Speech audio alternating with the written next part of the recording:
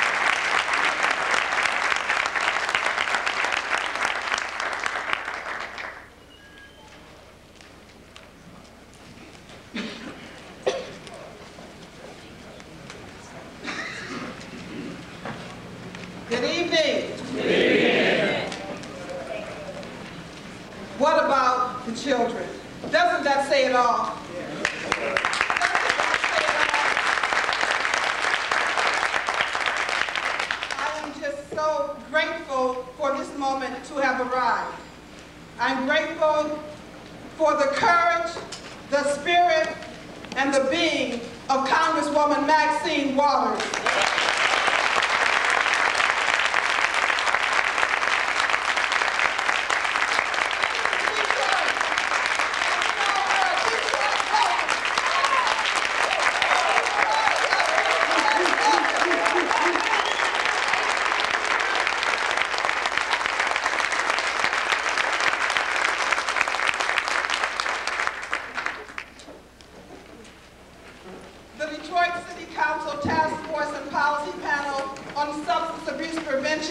Is into our second year of operation. And ladies and gentlemen, brothers and sisters, things in the city of Detroit have not been the same since we started. Hello. We want to invite those of you who are here who want to join in our mission. I said mission because we are on a mission. And we want you to join in with us. We meet every second and fourth Thursday of the month, every second and fourth Thursday, and again, you are invited to join us. You already know the things we've been involved in. You know that before we started, we used to have alcohol and tobacco placards on the side of our buses. We don't have them anymore. You already know. Every single store in the city of Detroit, besides being painted yellow, has signs for banners saying, "Well, bring a brief for $5." We don't have it anymore. You already know the spring we started out saying, and repeat after me, denounce. Denounce. The 40 hours. The 40 hours. Say no. No. 64. 64. I don't have to explain to anybody in here what I'm talking about. We understand. You know that we mean business. And we proclaimed at the Million Man March last week during that anniversary that we in the city of Detroit are going to reduce the consumption of alcohol 50% by the year 2001.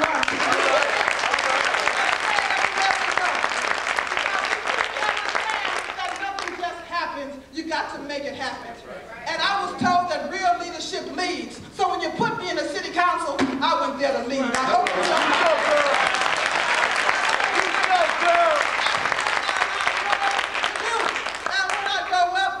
Be just like you.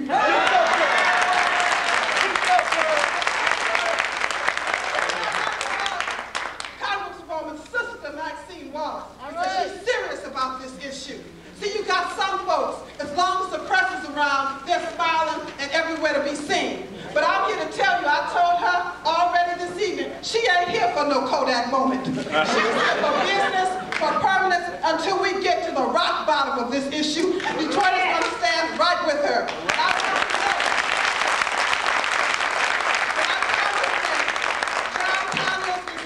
Right with her too. And Congresswoman Barbara Rose Collins and Congresswoman Carolyn Cheeks Kilpatrick standing right with her to do the job that has to be done. Yes. Read them, Tinsley. Hey. Off of Kirkland, Pennsylvania.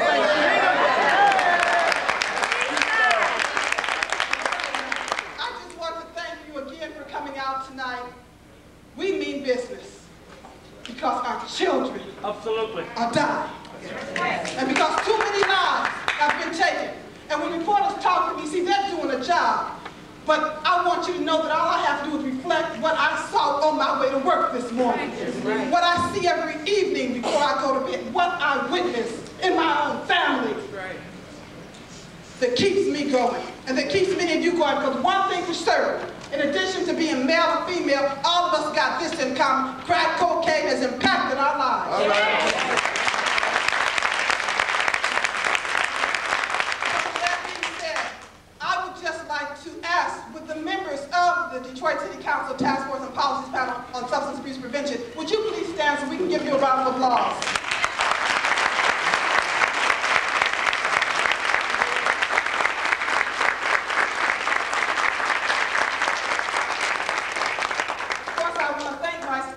Nothing just happens, folks. They work hard.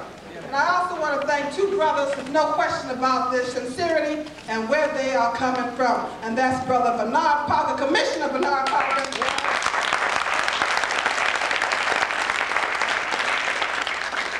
And the school board member who they talk about, when I leave this city, people talk about Kwame Kenyatta. I heard somebody named Kwame Kenyatta, that's right.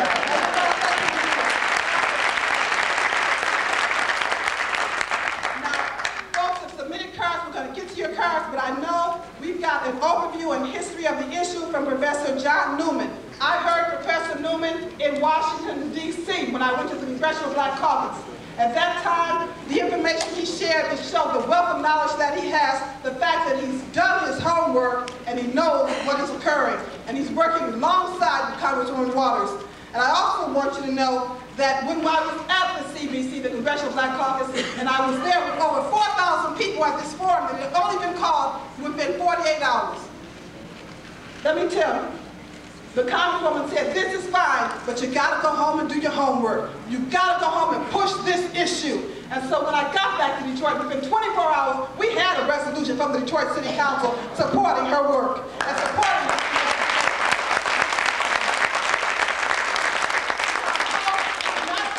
What happens right here is what we do when we leave out of this place. We cannot leave the same.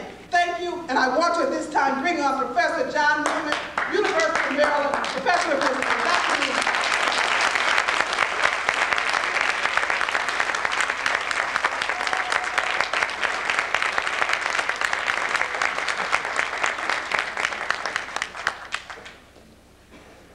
Good evening, and thank you, Councilwoman Alberta Tinsley Williams.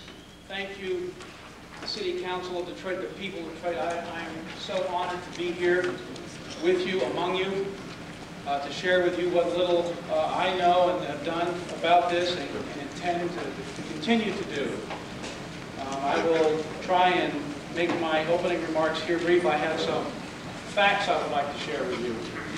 But let me open by saying that I've been studying the history of the Cold War and teaching on this subject for a long time. And it was obvious to me as I got into the subject that the history of how we won the Cold War was also the history of how we lost the peace at home. In the end, turning our backs on our morals, our ethics, our traditions, our Constitution, and in the end, even our own people. By the time it was all over, I would submit that America had become as ruthless as the enemy against which we were fighting.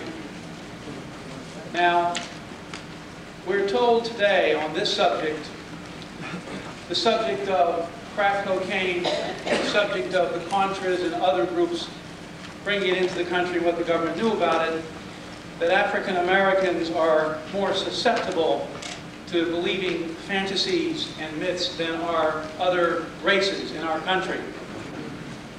And believe me, we are being told this today by the Washington Post and the Los Angeles Times, who are running extensive articles in which the thesis is explicitly stated that because of the past adversity suffered by African Americans, that their minds in the 90s have become sufficiently muddled by that past experience that they're incapable or less capable than whites or other races in figuring out what is true and what is not true.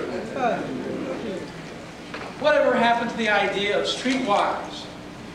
In fact, I would submit that really the opposite is true. First of all, it's dangerous to paint with broad brushes in any event, but if paint with broad brushes we must, I would say that white Americans are less capable of sorting fact from fiction, especially on an issue like this.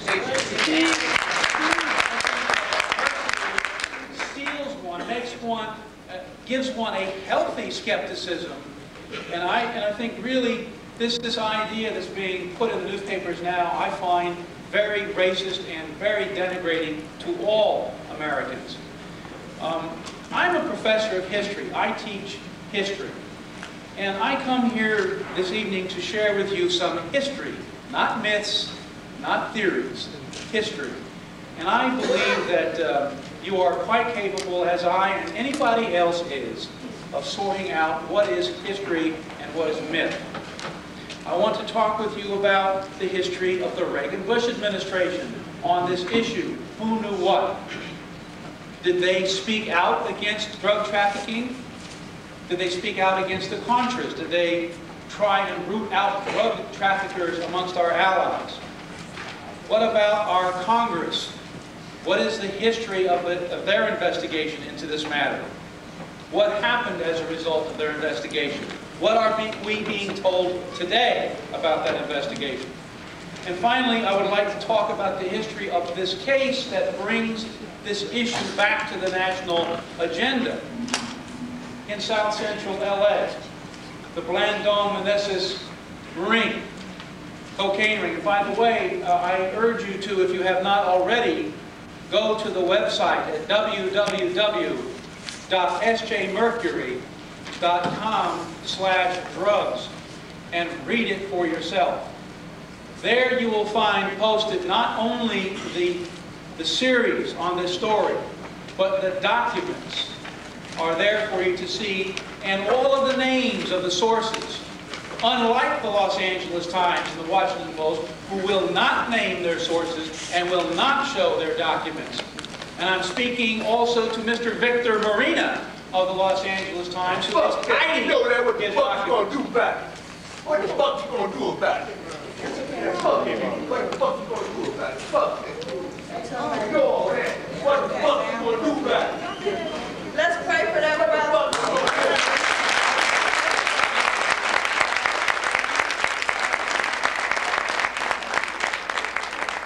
In the first place, what we will do is to have more events like this. What we will do is to increase awareness. We need numbers, and I take my hat off to the African American community, to the black press, to black radio, for keeping this thing on the agenda. We will not win without white Americans, Hispanics, and everybody else doing the right thing here. So we need numbers. This is about awareness right now.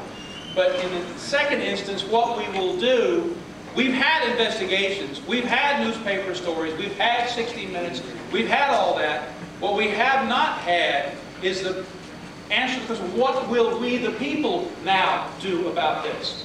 And we are asking for a Records Act, the release of all information, be it the executive branch, the legislative branch,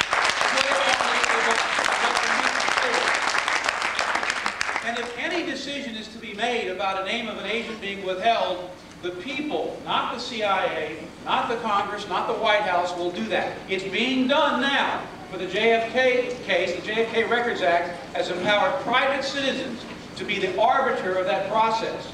And we want to do the same thing here. Now, I'll return to that later. I would like to make the point that this case is not about myths. This issue, I should say, not this case, this issue is not about conspiracy theories. It's about facts, and it's about documents. And I would like to share some of those with you right now.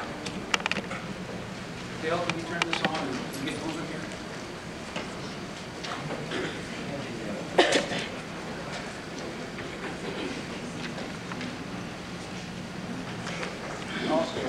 Do we have the handout that I made also somewhere around?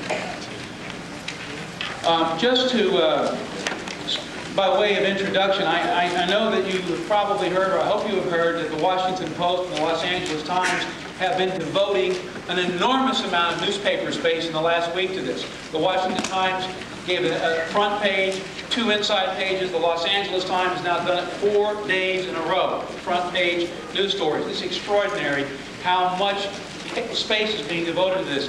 When we look at who these folks are, in fact, the lead hit piece in the Washington Post was by this gentleman, Mr. Walter Pincus. And here is an interesting article he authored on how he was an informant for the CIA. Here he tells the story of how he was recruited by the CIA, how he traveled abroad for the CIA, infiltrated meetings for them, how they didn't know he worked for the CIA, and how he came back and reported the results of that. So it's quite interesting. I mean, by what credibility does the Washington Post put Mr. Pincus up as some sort of authority on criticizing, or actually debunking those who would criticize the CIA or look at the CIA's potential role in this? Let's go to the next slide. But what I want to talk to you about now really is the history of this issue. What did we come to know from our own investigations and from Congress? The first and most important question, I think, that has to be asked is, did the CIA know that the Contras were involved in drug trafficking? And we can put that one to bed right now. Yes, they knew. Why? This here is a statement under oath by the head of the CIA Central American Task Force, Mr. Alan Fires, in which he said, not only was it a few of the Contras dealing in drugs, it was a lot of them. All right? So let's just say that right off the bat. We're not talking about a theory here. The CIA knew that not just a few, but a lot of the Contra leaders were involved in drug trafficking. Now, there are certain, especially but not limited to, right-wing media organizations such as the Weekly Standard in Washington. There's also Accuracy in Media, which claims this is a get whitey issue. But what they're really telling us is that the Reagan administration spoke out against Contra drug smuggling and tried to root them out, tried to root the drug traffickers out of the Contras. Let me just digress. The Contras, as you probably remember, were engaged in a war to overthrow the Sandinistas, a socialist government in Nicaragua. Because they were guerrillas, they were located, the Contras were located in the border areas, Honduras and Costa Rica and El Salvador. They were being trained by the Central Intelligence Agency. They were a covert guerrilla force, initially paid for with taxpayer money, and then funds were cut off, and then eventually restored later. So that's who the Contras were.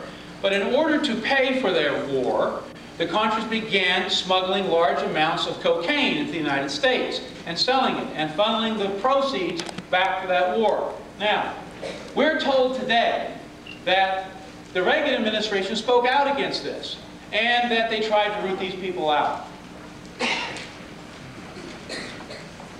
What we find when we go back and look at the record, however, is that just the opposite is true. In fact, here is actually what this is from the Kerry report. That when we say the Kerry report, Senator John Kerry was head of the narcotics he was the Narcotics International Communications and Terrorism Subcommittee of the Senate Foreign Relations Committee, and they investigated this issue for 4 years and published a report and 5 volumes of hearings. And this document here happens to come from that. And what this tells us is that the State Department actually did know and made a statement saying that the Contras had been involved in drug trafficking. What we also know is that the State Department, and this is during the Reagan administration, selected 4 companies owned by narcotics traffickers to supply humanitarian assistance to the Contras. In each case, prior to the time that the State Department entered into these contracts, federal law enforcement had received information that the individuals controlling these companies were involved in narcotics. This is not a good record of speaking out or rooting out narcotics traffickers in the Contras. Next slide, please. Ambassador Dooley, who testified on the subject of the Humanitarian Assistance Organization, gives us the answer as to why the State Department persisted in using these narcotics trafficking air companies. And that's because a gentleman by the name of Lieutenant Colonel Oliver North directed them to continue the existing arrangements with respect to choosing these proprietors. And as you know, Colonel Oliver North was then working in the White House, about 2 steps removed under George Bush, the Vice President, who was in charge of this whole Contra operation. Now, what I'm telling you does not come from people that were going to jail for drug smuggling. This is our government talking to you. This is the Kerry Committee report. Okay, this is not a theory. It's not a conspiracy theory. This is not the poison in your pop bottle. This is not little green men on Mars. This is history. Okay, that's what this is. Next slide, please. The key findings, and as a matter of fact, I'll give it to you again, www.sjmercury.com/drugs. Not only can you find there the stories and all the appended documents, you will find under a button called Web Links, links to the Kerry Committee report. If you don't have the time to read it, please read just the first page. Now, President Clinton's drug czar, General McCaffrey, tells us that the Senate looked into this before and found nothing. The Washington Times tells us the Senate looked into this and found nothing. We have heard far and wide from people in the last 2 months around Washington, D.C. and the mainstream media, oh, we've looked into this before and the Senate didn't find anything. Well, here is what the Senate found, and this is on the first page. The subcommittee uncovered considerable evidence.